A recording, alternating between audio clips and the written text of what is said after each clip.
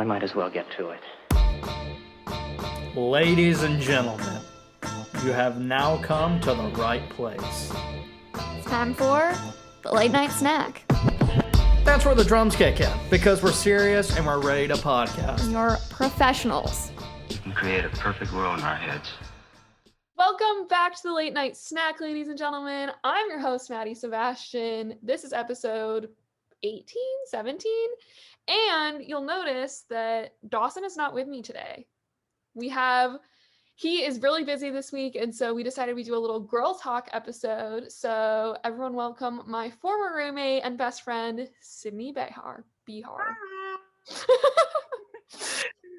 What's up? I could really pronounce her name right after living with her for a full year. Except no one calls her Sydney No one calls you Sydney Behar, so I don't know why. No, Sydney Ray is Everyone thinks she's Sydney Ray. the name I want to go by too, because I'm gonna get married one day and people are gonna be like Sydney Behar, and that's not what I'm gonna go by. So you might as well know me by my middle name. And it's also her Instagram handle, which I'll have below and all of that. So everyone always thinks she's Sydney Ray in real life anyway. Yes, I had so many people in college when I would FaceTime my parents, they would literally be like, "Hi, Mr. and Mrs. Ray," and I'm like, that's not my last name. Yeah, it's a little interesting. But Sydney's great, and she is the perfect addition to the late night snack tonight because she has been there since literally the beginning of Dawson and I's relationship. She probably knows us better than anyone. And so she's just a great little addition to the show. So we're excited to have you. We have a lot of crazy Sydney Maddie stories we're going to talk about. We're also going to do the usual news, so don't worry, you're not missing out on your regular late night snack content. But I'll let Sydney kick it off with probably one of my favorite roommate stories, which was about a time we were just driving home from dinner. Yeah, so we were at Aunt Lori and Uncle Eric's house in good old Tennessee. And we're driving home. Maddie's in the driver's seat. I'm in the passenger seat. Windows down, music blasting. The creepy part was the windows weren't down. No, you're right. The windows were up. We're going 65 down a highway, and all of a sudden some dude starts matching us. Or no, it was a girl that was driving. No, the dude was driving. The dude was driving. The guy's driving, and he matches us, and he looks at me, and his jaw drops, and he goes, his window's down. He goes, "Oh my God." So I roll my window down. He's like, "Roll your window down." I roll my window down. I'm like, he's about to throw something in the car. And I roll the window down. I'm driving. It's 8 or 9 p.m. I'm convinced we're going to get murdered.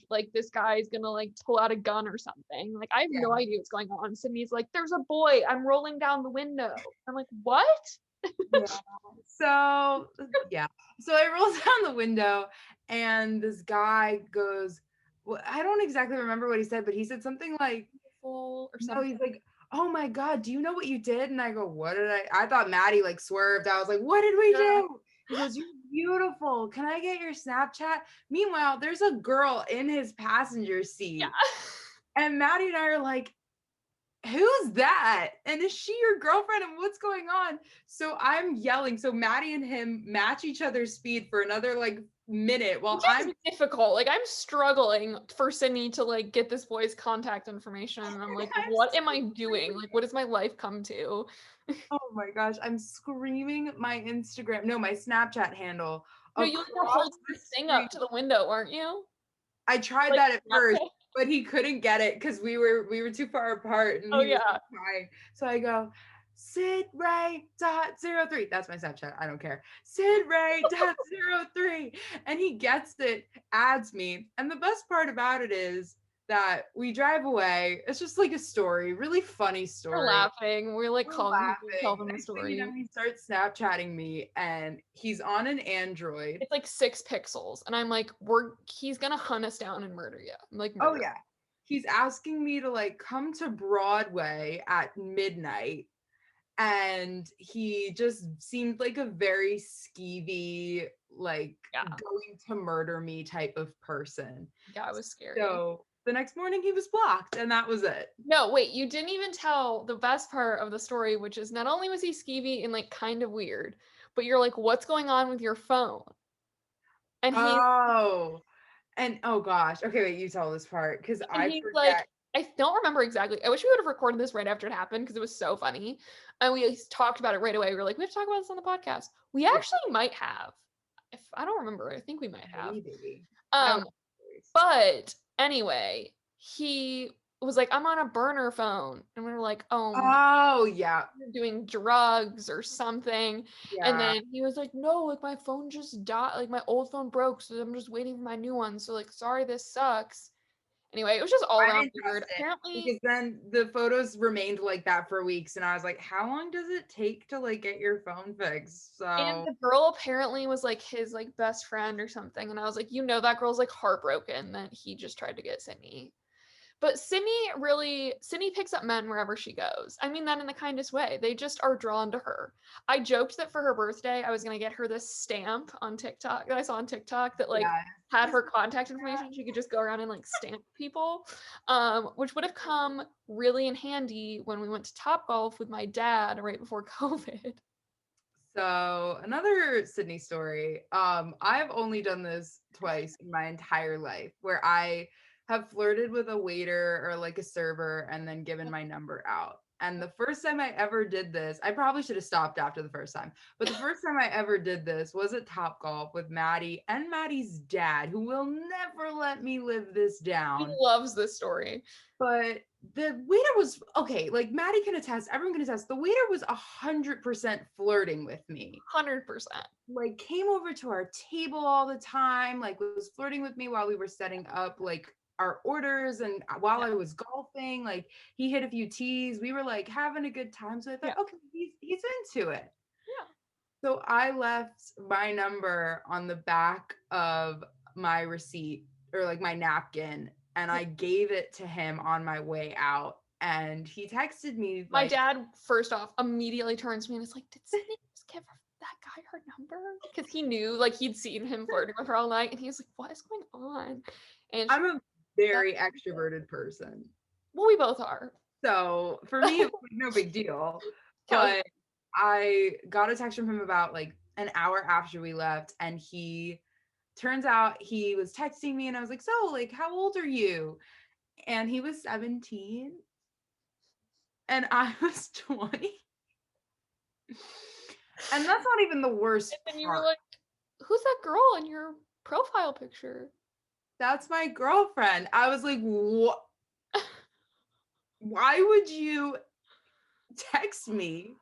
Yeah, Flirt not with me, first of all. a good look. Flirt with me. Then text me when you got my number just for me to ask you and you to be like, oh yeah, that's my girlfriend. Like, you could have, hey, this dude should have lied. I'm being honest. Just from a girl's perspective, I would have liked it a lot better if he had said something along the lines of like, oh, that's my sister, or oh, that's my cousin. I don't have a girlfriend. I flirted with you for about an hour for a reason, not just to piss you off at the end of the night. So that was the first time. And then I don't think I've told Maddie this story yet, but I also recently gave one of my Oh waiters. no. I was at a restaurant in Connecticut with my cousin, and the waiter was definitely eyeing the table. I don't know if he was flirting with me or my cousin, but he was eyeing the table. And at the end of the night, I wrote my number on the back of the receipt, handed it to the waiter, and left. And he texted me. Oh, no, I left it on the table. I didn't even hand it to him. Left it on the table, and he texted later in the night. And I was like, by the way, who do you think left their number, the brunette or the blonde? And he was like, I was hoping the blonde. So You're kidding. I'm brunette and my cousin's blonde. So that was the end of that situation. And I was like, all right, I will never leave my number for a waiter ever again. So That's so funny. I'm actually Yeah. I'm really glad that I just heard that. That's actually amazing.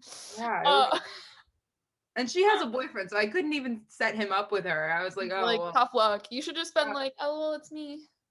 But like, I I'm just kept it secretly- going. I was so wearing a long. wig. We'll wear a wig for you. Well, Yikes. that's my Yeah. waiter stories, Those are plural. just a few of Sydney's really fantastic leaving number and dating stories. I'm sure that there are a million more we could go over.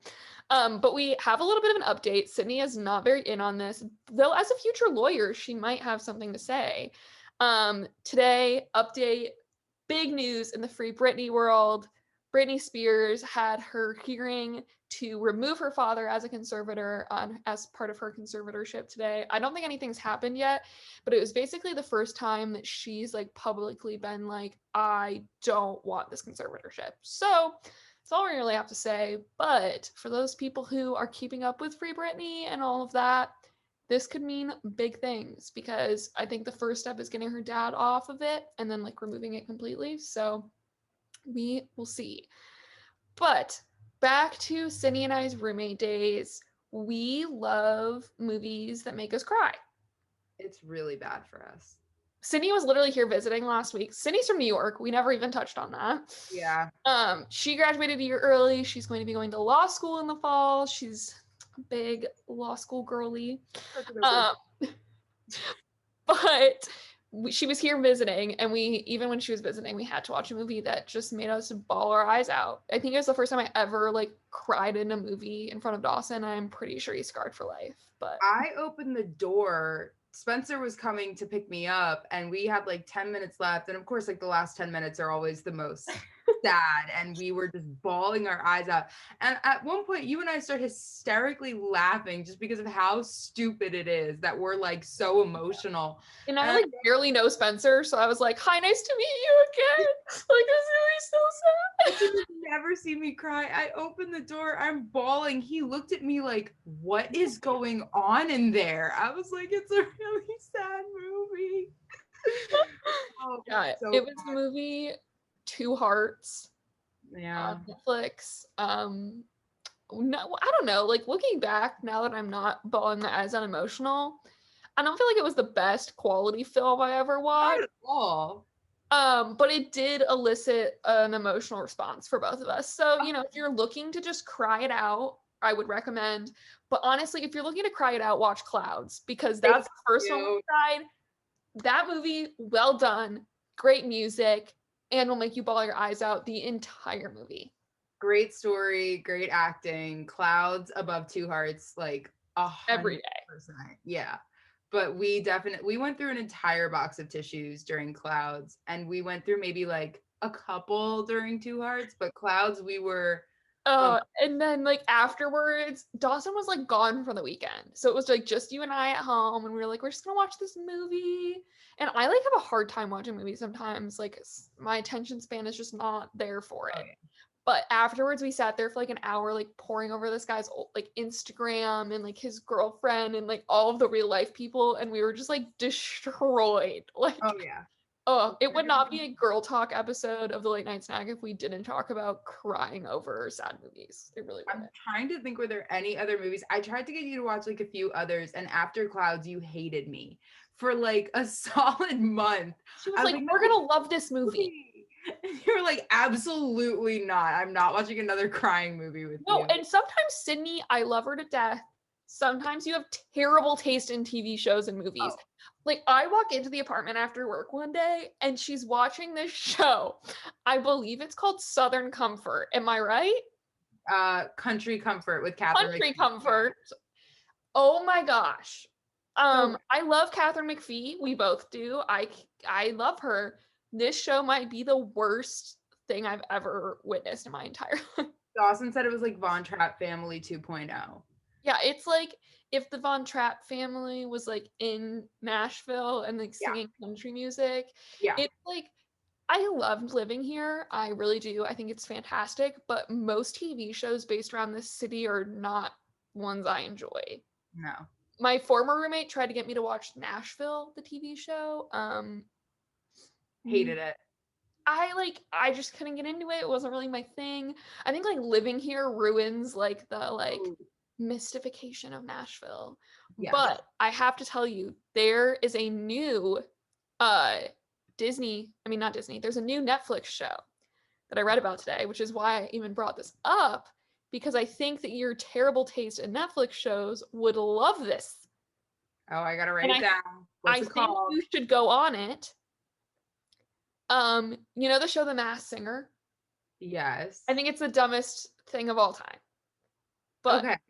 this combines a dating show and The Masked Singer. So it's a new Netflix dating show called Sexy Beasts. And it's supposed to be Love is Blind meets The Masked Singer. So it involves the guests testing chemistry with others without ever seeing their faces, which are masked by cutting-edge Hollywood movie prosthetics. And they're turned into various animals and mythical creatures and then head on blind dates. I would rather jump off the pedestrian bridge wearing a Titans jersey screaming go Vols. Like I'm like tearing up just imagining how bad this is gonna be. This is so bad. Here's the thing. When The Bachelorette came out with Listen to Your Heart, I want to get married. What? That was this thing. I'm about to show you the intro for this Netflix show. 1 second. But okay, well, when The Bachelorette or the Bachelor franchise came out with Listen to Your Heart, I literally thought it was the most disgraceful insult to me, like ever. And now Love is Blind, I didn't hate, but I definitely I loved, okay, Lauren, what's the couple, Lauren and oh my gosh, what's his name? I don't know. I know who you're talking about though. Yes. I love Barnett and Amber. I still do. And they're still together. I love them. I always joked that Barnett reminded me of Dawson, like before we started dating, but maybe kind of similar vibes, like a little goofy, you know? Oh, well, yeah, in that sense, 100%. Dawson's just one big goofball to me.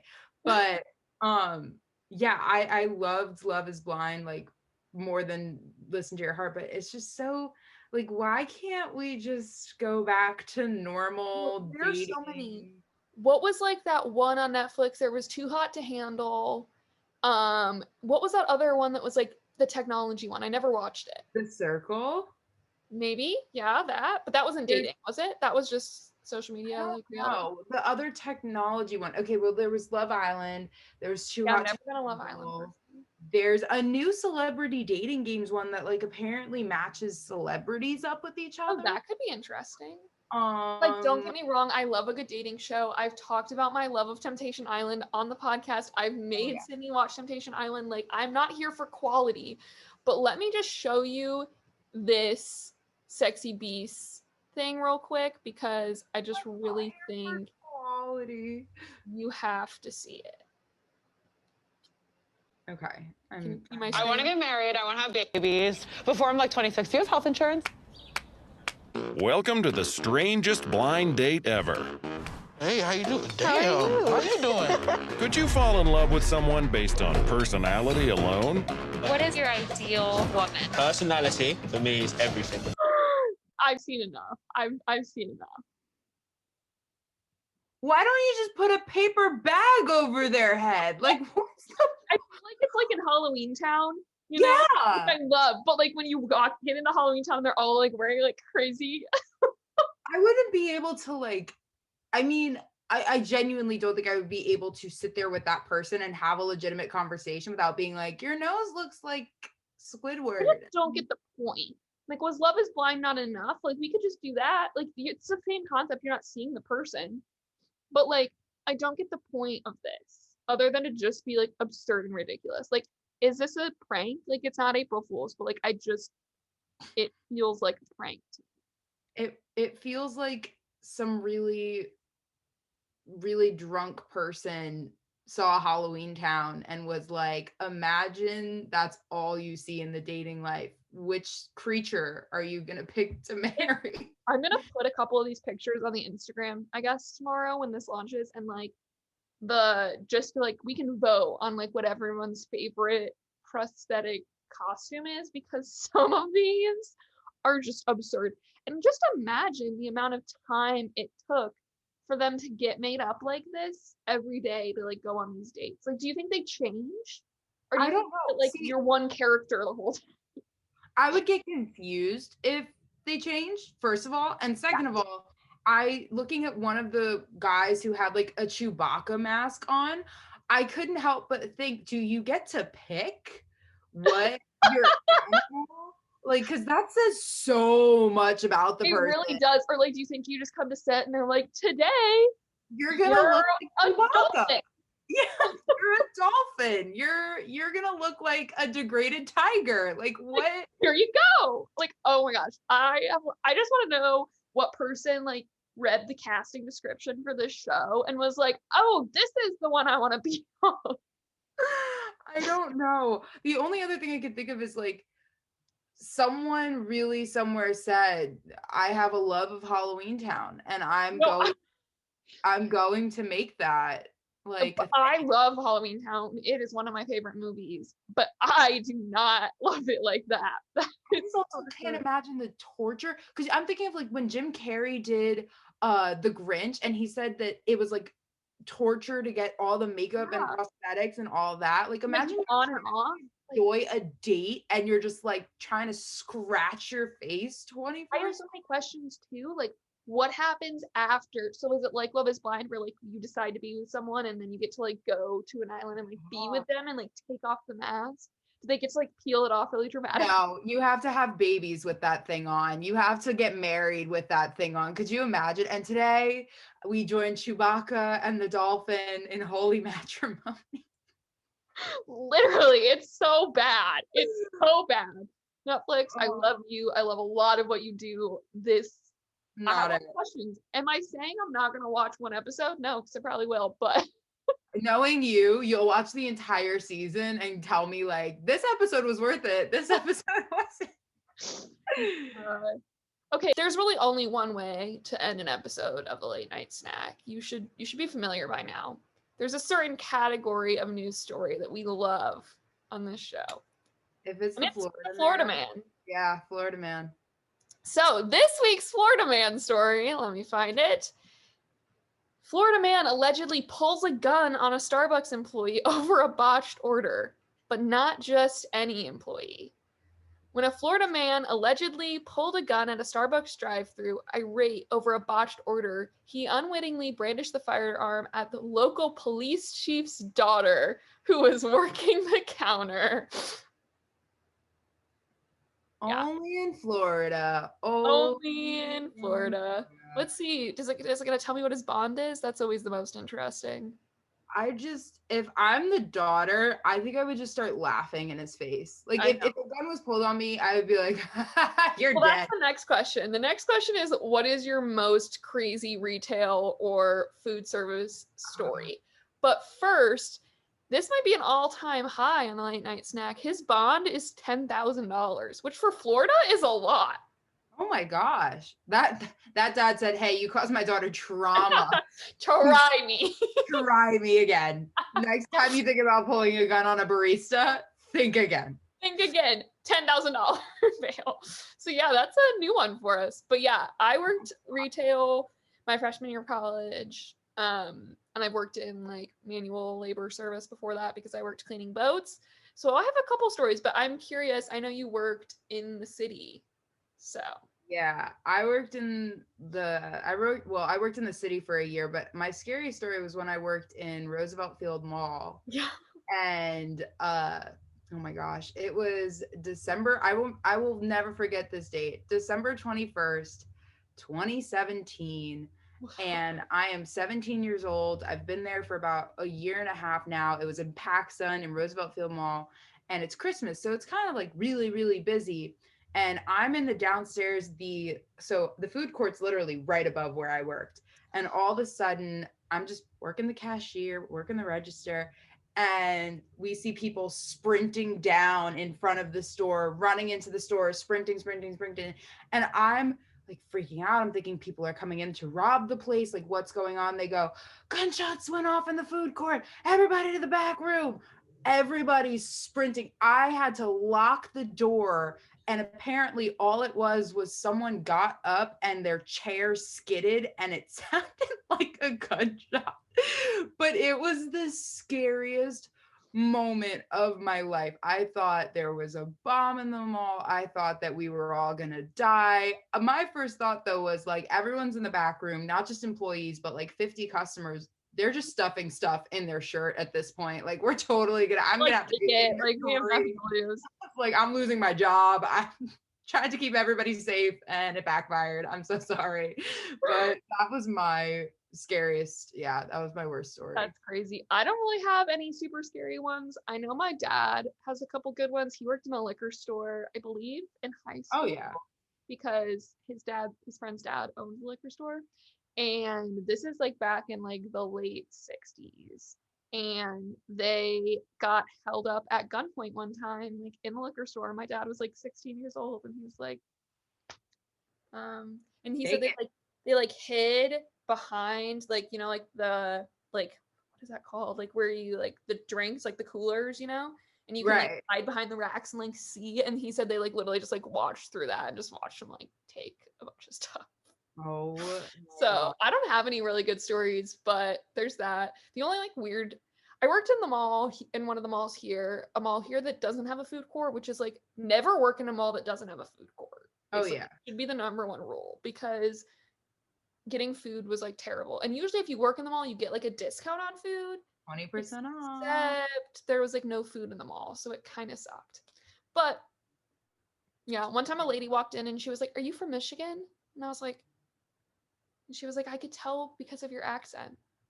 And I was like that I'm from Michigan, like not just the Midwest or like not just North, like exactly Michigan. That was the only like story where I was like, "Oh no, no!" Like, do you know something about me that I don't know? But calling the cops right now, or yeah, Dawson and I talked about last week. We went into Subway to order a sandwich. Most terrifying Subway worker of all time. Like she was the only person working, so she just like was having a tough day. Like I'm sure, but like Dawson described it as like she's one of those people who looks at you without turning her face up. Like she was like, oh, like the devil. What's that like devil stare? That's like like she was like, "What can I get for you?" It was so scary. And then like Dawson was like, could I have a power bowl? Like she was like, "What kind of bread do you want?" He was like, "Oh, can I get a bowl?" And she was like, "Sure." Like she was so salty to be there. I was like, "I'm so sorry. This is a really tough day." You like, we could just leave. Like, I was so scared that if I asked for something, she was like gonna like pull out a gun or like she just seemed like it was like the Starbucks thing. It seemed like at just a moment's notice she could just snap. I'm just curious what that Florida man thought he would get out of that. Like I really don't know. Make it right. It was like I was planning on it anyway. So yeah. No. So well, Sydney, you've completed your first episode of the Late Night Snack. Woo! So that was super fun having you on. I will have your socials and the Late Night Snack socials and all of that below. If you want to send us anything, send it to us at Late Night Snack Pod on Instagram or at latenightsnack.thepodcast@gmail.com. And we'll see you next week. Bye. Well, I might as well get to it.